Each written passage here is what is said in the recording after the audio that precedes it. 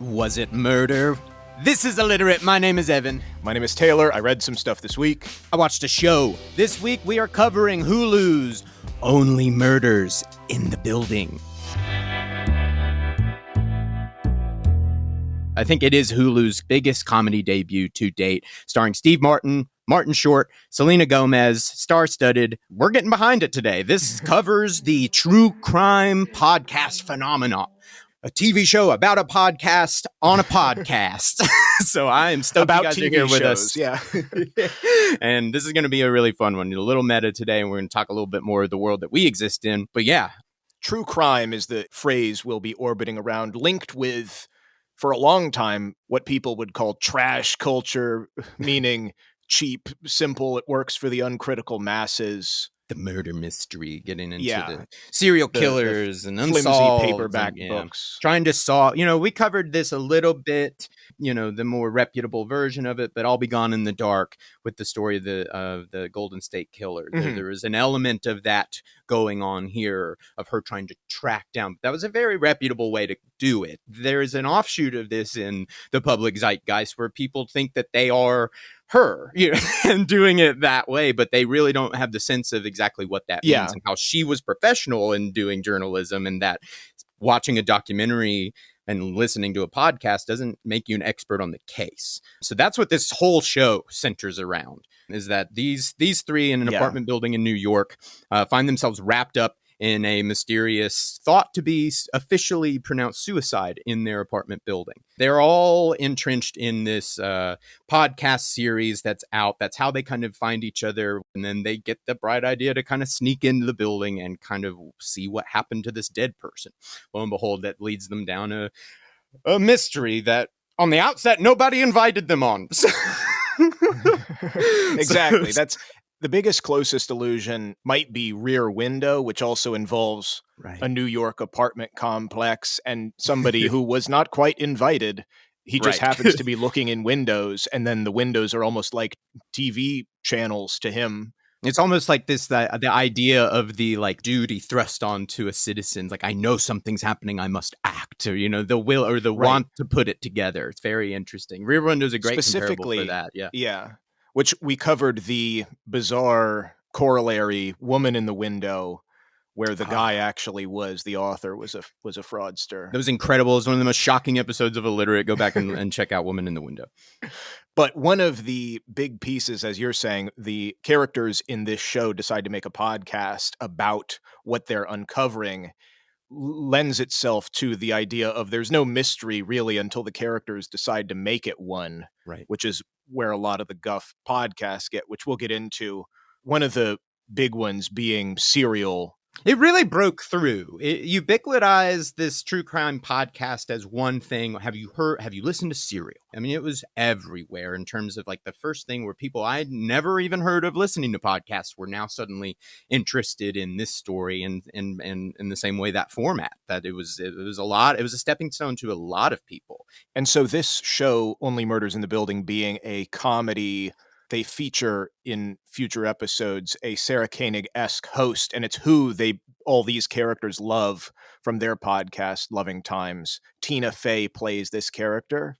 Her name is Cinda Canning, which is very close to Sarah Koenig. They make those allusions very clear. And also Tina Fey and Sarah Koenig both have dark hair, dark glasses, even-toned voices. They know that's... She's a match. Yeah, they're referencing it. Is a podcast that you suggested to me, and this kind of takes it one step further, is not necessarily a crime or a murder, but it's the same idea of a person inserting themselves into a mystery. It was a podcast that you recommended. I forget the exact title, but it was something or other missing Richard Simmons. Yes, Richard Simmons, the exerciser trainer, disappeared off the face of the planet overnight one day. Do you know where he is, listener? Yeah. No, have you heard of him in 10 years? Yeah, exactly. Yeah. So go look into it. Turns out there was he ran a gym, and one of the members at his gym, once he disappeared and the gym shut down, where's Richard? And tracked him down. It's an incredible thing. But again, it's like that Richard disappeared, and maybe there wasn't a mystery until he made it a mystery. You know what I mean? It's this idea of this ownership, or the wanting to walk down the path. It's very interesting when it's not your path. Yeah. And speaking of that, with not being your path, a big piece of this show that just came out on Hulu is the location. Why that becomes so important is because you do want to know about these people. How in the world are they able to live here?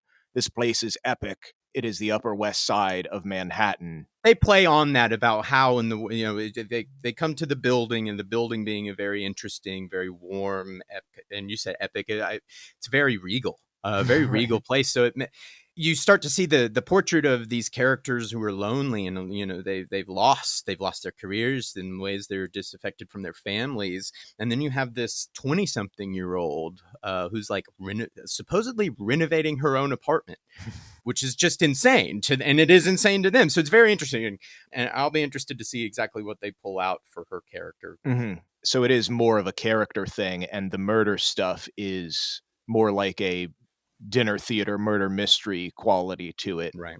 Where in a lot of the other true crime stuff, it's all about the case and the clues and less about Why who's are these trying to people figure it doing out. this? You know, Right, right, yeah. That's very much where the show is going to wade into is why are they led to do this? Why are they led to get to the bottom of this? When Mm-hmm. why are they not with their families? Where is his daughter? You know, all these questions.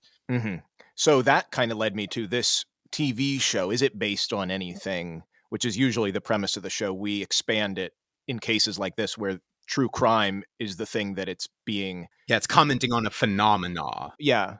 One of the authors did have a personal connection to the story. So this was written and created by Steve Martin, Dan Fogelman, who did This Is Us, and John Hoffman, who did Grace and Frankie. Oh, cool. So John Hoffman is the one who has a personal connection. A year before writing the show, he didn't come up with it. Steve Martin came to him. But a year before, he learned that a childhood friend of his was found dead on the floor with someone else, and it was deemed a murder-suicide, and it was deemed that his friend was the one who had done it. And it was Wow. so shocking, also because he was close, but he hadn't spoken to him in 20 years, but more the fact that he couldn't believe that this happened, A, so close to home, and Wow. B, with somebody that he thought, this is crazy. So he took time, went back to Wisconsin, met the person's family, met their kids, learned about his life. Wow. All this time, the case is being investigated by authorities, but it turned out that the whole thing was reversed, and his friend was the one who was killed. And so this whole situation happens over the course of a year, and John Hoffman is feeling the same feelings maybe as some of these characters, being removed from someone's life.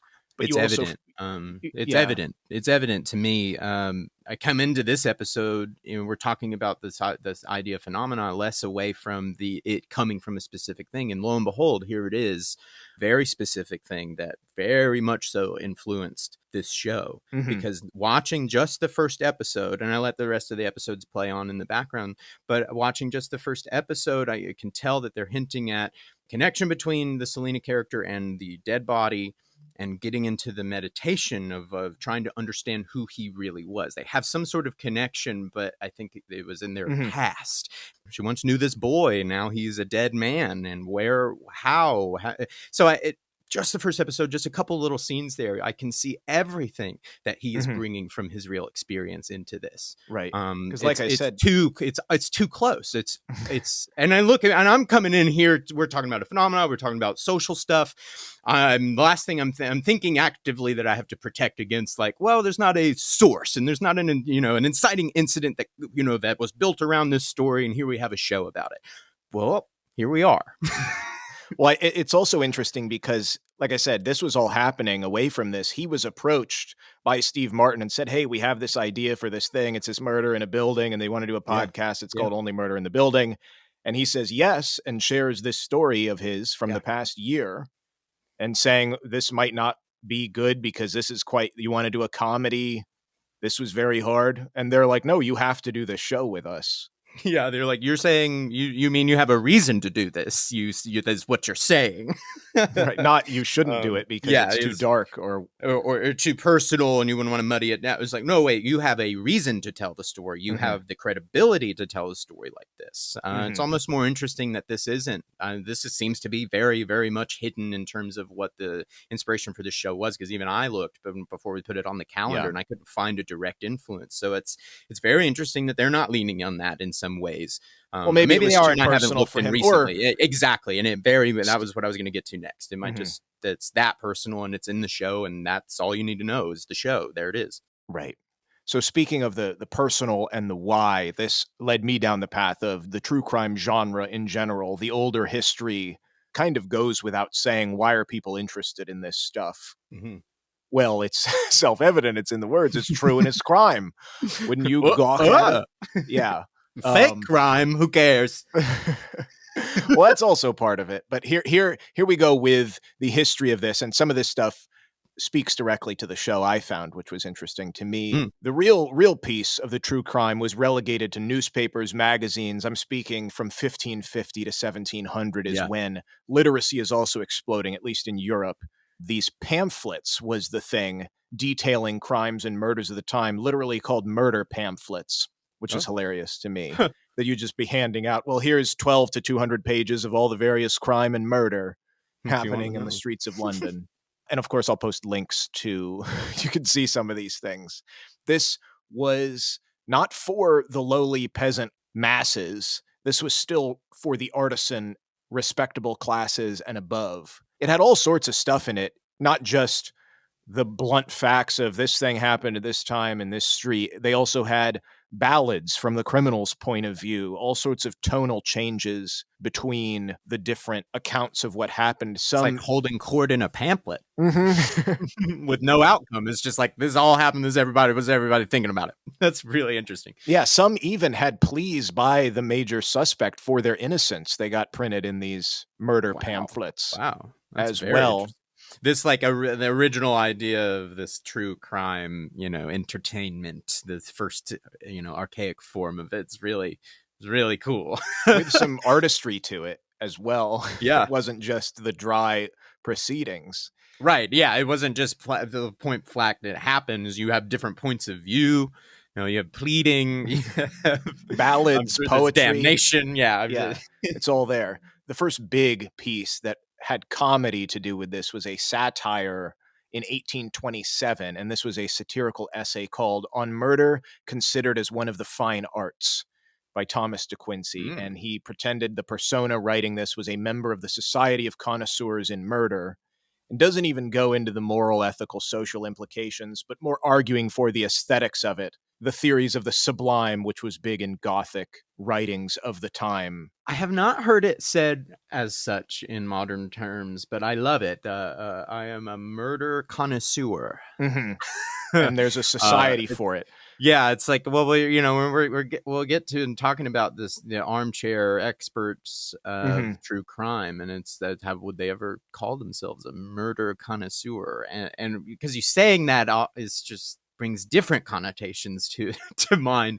So it's very that's a very interesting place to start. That this was 1827. Yeah, he is. Because so this was split up into three parts. The third part, he gives a straightforward narrative. It was very much based on what had happened a decade ago in 1811, was this thing called the Ratcliffe Highway murders, where 7 people were slaughtered. He's critiquing, like you're saying, the philosophy and also the voyeurism of the press at the time, as well as the lack of anybody doing anything about it. Because I didn't realize this, 2 years after this, 1829, is the first centralized formal police department in London. There were there were no police departments that were centralized for the city. It's a satire, but he is just regional militias. I guess I don't, or regional, local. Yeah, there wasn't a formal centralized thing for the larger region. It's very give us tips, all that stuff. Yeah, so that is what starts the comedy side of it, the satirizing, but then also the full books coming out based on these things.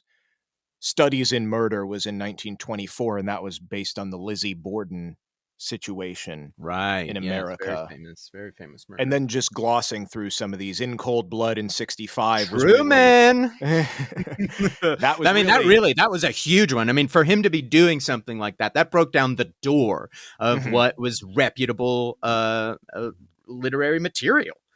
He showed you could do it, and you could do it with a reason, you could do it with a point, and you could do it with integrity. Yeah, definitely. The term nonfiction novel was thrown around after that, which the story told by a writer, not just a prosecutor or lawyer or somebody If involved in it. Yeah. And if you're interested in this, I mean, I couldn't recommend the film Capote enough, Right. because it gets down to his perspective about why he is doing this. I mean, I think that's so relevant in terms of what we are getting at in these armchair podcasts. This is a real look at one of the most famous writers of all time, certainly in American history, trailblazing, unsure. Personally unsure of exactly, yes, but he sees a way through. The film is incredible, and if you're interested in this mindset, the idea of how people could be led down to trails that aren't theirs, that film really does it succinctly in a beautiful way. Speaking of other people, skipping over sort of Helter Skelter in '74, which was the other big one, which I'll have to say, our most commented viewed video on YouTube ever is the one that we did on Chaos about Charles Manson. Right, that was the referendum on Helter Skelter, yeah, which has blown up. I keep seeing that, not only when we covered it, but it blew up, and I've seen it back in the news recently as this year. But the true crime part of that, I mean, that is far and away one of our most commented. We dared to dip our toe, and this was August of 2019, and then everybody has an opinion. Everybody is a detective. Most of the comments are negative because it's conspiracy people on YouTube. It's crazy. It's amazing. It's just like, why did we even try to Chaos, talk the about book this? is incredible. I highly recommend you go back and listen to that episode, listen to interviews with that author. But that is, again, I would think not only is Helter Skelter a step in this, a touchstone in this lineage, but then to comment back on that, Chaos is even bigger. And talking of journalism, you had already mentioned 2018's I'll Be Gone in the Dark, which is Michelle McNamara, amateur detective, she calls herself, looked into this, and then they got the Golden State Killer 2 years after she died. And that's really what I think most people that love these types of things, I mean, wouldn't you love to be the person that caught that solved it, that did it? I think that they want to be her. Everybody wants to be her. I mean, she did it on a scale that, I mean, she got him, man. Or at least presented enough evidence, worked to cut out missing pieces or get rid of leads that would go nowhere. If not for her, he would not have been caught. It's pretty clear, and I think people want to contribute that to the world, and that's an okay thing to want to contribute. But we need to understand exactly what about Michelle McNamara's work was professional and credible and went through the proper lines of proper channels. There's a way to go about these things that is so much more, that commands so much more of your life than simply listening to a few episodes of a podcast, watching a documentary, reading some books. I did want to, speaking of Michelle McNamara, a big piece of it is also the female perspective that she brought to it. And you can just look up anything in regards to true crime, and there is a question of the boom in female interest. I have heard of that. Yeah. And it's not even been a thought, but yeah, that is an interesting thing. And particularly, I mean, look, if you want to have the gold level version of that, there she is, Michelle McNamara. Right. Because I had just even looked into some stuff with this. The typical person 10 years ago in chat rooms or conventions was some creepy guy who liked John Wayne Gacy. It wasn't right. Yeah. What I'm pulling from a lot of is this book called Savage Appetites by Rachel Monroe, and I'll put a link to it. Very interesting, where she's talking about, she doesn't want to have a reductive reason. People want to say, well, why? And then there's one answer. There's not really one reason why you could say, oh, it seems like women are more attracted to this than men. And you might could quantify it to a certain degree, because with the onset of the popularity of this, one of the number one podcasts in the world, My Favorite Murder, is two women sharing wine and discussing mysteries. It's very conversational. I'm a fan of Last Podcast on the Left myself, but it's two women drinking and discussing and being friends. And gosh, I haven't looked at the numbers recently, but they were the true crime podcast. Yeah. So to quantify it a little bit, to back you up there, that's definitely not something you can just dismiss. Well, some of the stuff that Rachel Monroe has in her book, she's talking about the four aspects maybe to identify with, or the four parts of it being the detective, the victim, the defender, and the killer. Some interesting stats that I saw most murder victims are young men of color, but most victims of these true crime stories are white middle-class women. So that's Mm, also a skewed perspective right, that might right. change some of the statistics. There's a great book, which I'll post a link to, called Ghettoside, which came out in 2015, written by Jill Levy. And this speaks to this kind of missing statistic or missing interest in these stories. It's all about inner city homicide, particularly in Los Angeles, profiling all aspects of it, detectives, policing, solving cases. Hmm. That is a part of it that is interesting, that it's like, well, that's not a part of, even though everything is, all of it is true crime, most of it Right. is not focused on that. But to the counter of that, for other statistics, 70% of victims killed by an intimate partner are women, and 44% of women have experienced some form of contact sexual violence in their lifetime. God. This book, Savage Appetites, talking about not reducing it to one thing, but the Yeah. fascination. Maybe for women, she's saying it's the formulaic thing of seeing justice served. And if you are already living in a society with misogyny, sexism, fear of being assaulted, this Yeah, is it's a the way to process the if you feel that there's a slight against women, then you will be attracted to the women's stories, and women being at the center of most of these podcasts Mhm. and documentaries. I mean, it makes sense to some degree, but this is all It's, very yeah, this it's is interesting. fascinating. This is And fascinating. I hadn't considered the this. the Um, other two things being, like I was saying, where it's like, well, if you're seeing that, even if you yourself are not going to be involved in a crazy true crime, just seeing these other true crimes and seeing it reflected in the world, whether you're comparing it to the Me Too movement or whatever, but right, just looking at, right. like, how could a man, in Well, terms of the we've come Golden up to a State Killer? reckoning. We're starting to challenge structures of Yeah. power that lead innocent people into preying situations. So Hmm. with that very much on people's mind, especially since 2017, I mean, it's no question that people could be then in turn looking at true crime and seeing women in the vulnerable center of this, and hearing stories about justice being served, Hmm. all those types of things. This is a very interesting thread to pull on, because I didn't really consider this at all. Hmm. But it is there's not nothing to it.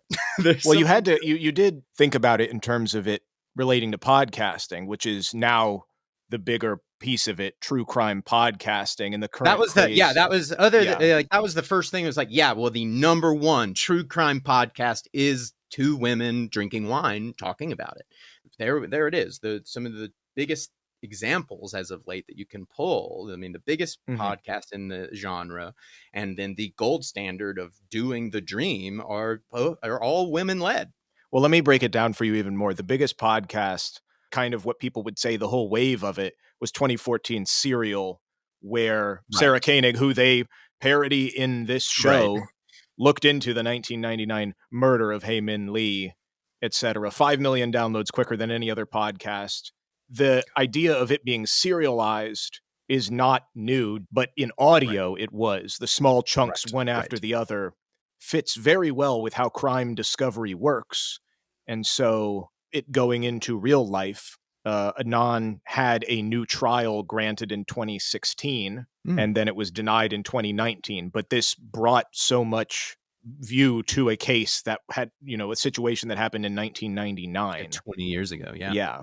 Another one, In the Dark, which came from American Public Media, which is like the Pepsi to NPR's Coke. They're just the second largest Yeah. public media radio podcast company. In 2016, 2 years after Serial, their second season focused on a guy, Curtis Flowers. And this was huge because his latest conviction was overturned by the Supreme Court, which considered situations of prosecutorial misconduct where they were Wow. favoring juries that were white, which all was uncovered by this podcast. Wow. So that went all the way to the Supreme Court, affecting a decision in real life. Well, there's just the idea of being able to contribute anything. If you can break any part of the case, it gets momentum Hmm. going that leads to an arrest and a conviction, any kind of closure. I mean, that's what people want. And there's at the bottom of it, there's a good thing there. Hmm. But there are other elements to it that I think get in the way and cloud and misdirect. But Right. at the base level, human response to it is like, well, if I could be the person to help gets some, to the next step, that'd be incredible. I mean, then that's a good thing. What's So interesting, what you're saying with that. So just to clarify for everyone, Serial and In the Dark, both again hosted by women as well. there you go. Where you're talking about where things get cloudy coming in. Both of those, like I said, NPR and APM are the ones leading these investigations for this. And then My Favorite Murder is gossiping over cocktails about it. Right. Where you get into, and which kind of reminds me of the TV show that we're talking about. There was That's a show huge distinction. Thank you for drawing that. That's huge distinction. Huge. Yeah. There was a podcast that came out called Up and Vanished close to the same time. Payne Lindsay is this guy who was a documentary filmmaker, decides to do something as a podcast, investigating the disappearance of a beauty queen in 2005 in a small town in Georgia, and brings up a lot of these ethical, legal questions of reporting and investigating, because he's crawling under a house where a body might be buried and asking everybody in town what's going on. It's parodied beautifully by two other podcasts. There's one called Done Disappeared. And then, I'll post links to these, but they're hilarious. And then A Very Fatal Murder was done by The Onion, that famous website. A Very Fatal Murder. Yeah, they're both beautiful as in terms of parodying this. But what was crazy about what happened with Payne Lindsay and Up and Vanished, the podcast, so he had brought so much, again, whether or not you think what he was doing was the right thing, just being some guy who's interested in this. After episode 12, the alleged killer, Ryan Duke, confessed. And he wasn't even referenced in the podcast. The police hadn't considered him. And because they don't release all the information about it, but most people speculate that his confession was predicated on the pressure from the podcast getting national attention and publicity going back on the case. Wow. So that's crazy too, that like we're talking about with Michelle McNamara, and in this case, this guy, it's like, maybe you don't even know what you're doing, but somebody's like, oh God, this has been hidden for 15 years. And then they're coming after me. Yeah. Yeah. So the trial for that guy was supposed to be this month, but then it got pushed to next year because of COVID stuff. That's incredible. But just, sort of that weird, merging of real life, the criticism and the interesting effects in terms of what this is doing with society. Because people could say, oh yeah, this is extremely disrespectful to victims and families, making this stuff without consent, leaving out information, being selective about the narrative. Yeah, trying to force a narrative. Yes. Yeah, because it's not about, like we said, it maybe isn't even about getting the case done, but it's about how good is the story that you're coming up with. Right. I did see also in terms of sensitizing people, there was a 2011 study, I'll post a link to it, that showed that consuming true crime shows, they found, was correlated with an increased fear of being a victim of crime, which seems obvious, but it is perhaps troubling. Like the frequency of watching true crime increased support for the death penalty in people. Wow. And then it also decreased support for the criminal justice system. Right. And maybe also that's bizarre. Yeah. So we don't trust the criminal justice system, but we definitely should kill people. Yeah.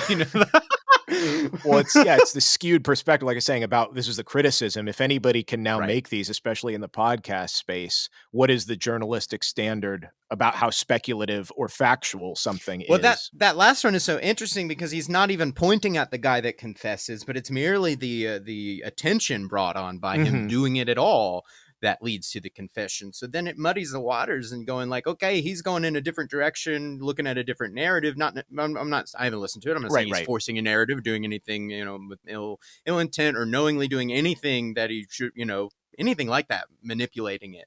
But the fact is he was looking in a different direction when the real murderer stood up just because of the attention he was bringing to the case. So it muddies the waters when you start to, look at, well, were they doing the good work? Well, in that case, not necessarily was he zeroing in on the suspect, but it did lead to an arrest.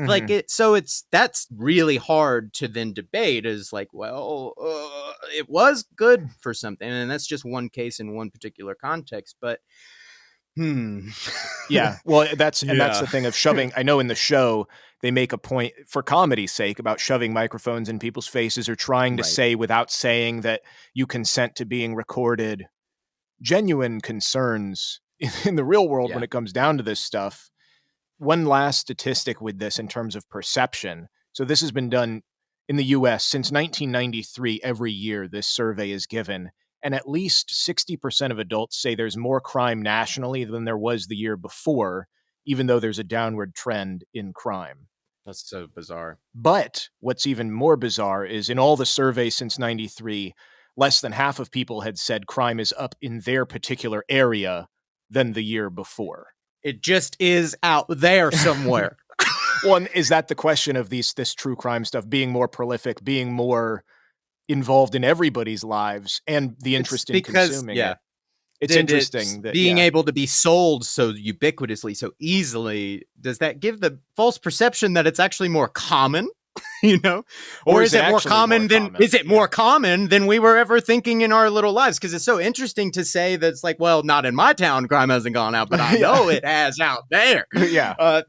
That's well, in this past year, the gap was the widest ever recorded in that survey between people saying, yes, it is out there, but not here.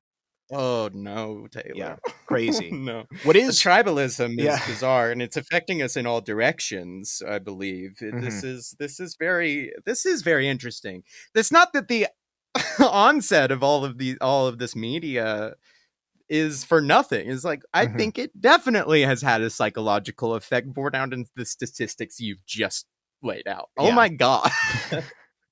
Yeah. Well, what I will say on one positive, helpful thing in Australia, and whoever's doing these surveys directly attributes it, or at least in part attributes it to podcasts, is reports given to their Crime Stoppers line doubled from 2012 to 2017. Oh my God. People saying, oh, there's a bunch of weird stuff going on here. This wasn't like this last week in the neighborhood, or et cetera. I want a matching statistic of those, how many led to like an arrest or a conviction, because some of them probably did, but I wonder with this uptick what the statistics are the other way. Well, the Crime Stoppers were saying, they're like, here's what you should report, here's what is worth, because then you do get a bunch of looky-loos or people like in this show trying to find something that maybe isn't there or hiding something. Because that's kind of the takeaway from the popularity of this is it's the irony of being obsessed with the truth as long as it's not about you. Right. My guess is that they become part of their favorite show. Right. in terms of the comedy of it. Again, only 4 episodes are out and I've only watched the first. So that's complete like guessing, but and it's funny to think about like these people shying away from their personal lives, getting invested in something else, this external mystery, but then getting involved in it. On that note, it's interesting to see that in media, because this isn't even the first time that I've seen podcasters just walk into unleashing hell. Basically is like the very successful Halloween reboot. That's the center of the conflict there is podcasters investigating the 40th anniversary and then responsible for unleashing him, basically. Right. So societally, we're on to now commenting on it. And that's what this show is really about, is we have gotten to the place where we are now talking about that, where these types of stories now is the story. And it not, ending on this note, but also balancing with what we said before about like, it also helps you process living in a society where these things are maybe more commonplace, or this becoming more prolific is also destigmatizing. Well, you should probably think about this, or it happens more than you think. Isn't always podcasters unleashing hell. The idea here is, are we getting paranoid and more, isolated, or are we being opened up to the reality of how big the world actually is? Because it seems like there's now, with how easily these things are bought and sold and created, that there's an unending trove of tragic stories of justice gone wrong, murder unsolved, and then we're in this cycle now where Netflix and these streaming companies, they love this stuff and they want to pump it out as much as they can. So with it feeling like, oh man, this happened 20 years ago, I've never heard of it, and you get that a lot now. You get that every month. Well, I think I saw this statistic for the U.S. murder police completing the case rate is around 60%. Wow. Yeah, and then that's so eye-opening to realize it's like, okay, yeah, there's an argument here. It's like this stuff is far more prevalent. Having a murder go unsolved is way more likely than you would think, and that getting eyes and attention on these stories can help lead to momentum to a break in the case. And like the guy that wasn't even doing, ended up getting the guy to turn himself in unbeknownst to the story he was following. You just that other edge of it, of the weary of forcing a narrative, an unprofessional journalist getting in the middle of this and trying to decide basically what happened, can be dangerous. It can be detrimental to a case. It can be detrimental to a victim of whatever that circumstance may be. Or a community now on the national news again, right. That was, But we have to balance, it's like, what is the exception and what is the rule? And we're in a big conversation now of exactly which way that scale leans. Because you can't look at the confession case and go, that guy should have never been meddling there. But it's like, it did break the case. This is all very fascinating. But we're in the conversation now of to which side does the scale tip. Well, and this is one piece of media that is pulling it towards this is worth satirizing because this is interesting. This is weird. Yeah. This is funny. This is silly that people are getting themselves embroiled in this. Right. Yeah. I mean, and what a fun topic to bring to something that most people are hearing about. Millennials are joking about millennials being addicted to true crime. So now it's Martin Short and like Hulu involved with one of the biggest TV series premiering this year. And there's no answer here. There's no, this is a conversation that's ongoing. And we found ourselves now to be in a context where we have to consider these things. Yeah, it's a really interesting conversation. So I hope you guys have enjoyed it. Let us know what you think about it. Do you think, podcasting is like, true crime podcasting should get out of the way, or do you think it's really good? This is a conversation. So and join us on our new true crime podcast that we're Oh man, wouldn't you love it? Oh, we should. No, we should. That would get murdered. Oh man, this has been a blast. Thank you so much, Taylor. Thank you. Incredible work this week. Thank you guys for sticking with us. It means the world that you're here listening to us. So let us know. Reach out to us. Not only what do you think about this podcasting true crime phenomenon, that's good or bad thing, but reach out to us. What are you reading? What are you excited for coming out on TV or in the theaters? You never know when we might do something that you're super interested to know all about. So message us at ILLITERATE Pod on Instagram, and we will catch you next week.